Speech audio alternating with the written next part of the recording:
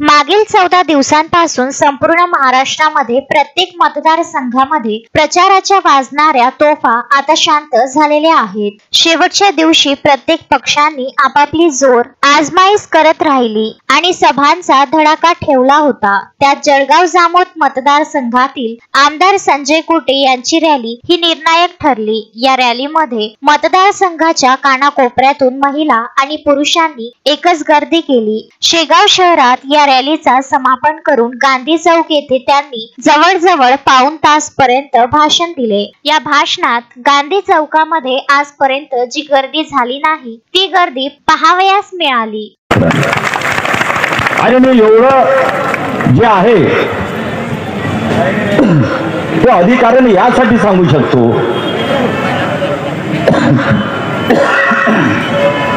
की मी सुद्धा सर्वसामान्य घरातून आलेला आहे आणि असा कोणताही छोटा मोठा धंदा नाही जो आयुष्यामध्ये मी केला नाही, कधी लाज शरम बाळगली नाही। म्हणून तरक्की करत करत करत मेहनत करत प्रामाणिकतेने मेहनत करत या पदापर्यंत या उंचीपर्यंत कोणालाही जात आहे।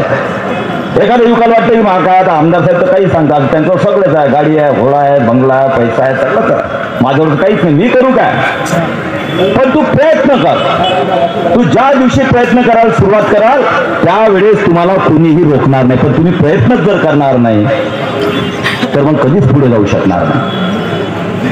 आणि त्याचप्रमाणे आमच्या माता भगिनी, मी या मतदारसंघामध्ये 15 दिवस झाले फिरतोय, माझी पत्नी पण फिरते, मी तेव्हासाठी तिला उभं केलं बाजूला। माझ्या एवढी ती सुद्धा मेहनत घेते, सगळ्यांच्या संपर्कात ती सुद्धा असते आणि आमचं घर असं आहे मी नसलो तर ती सांभाळते।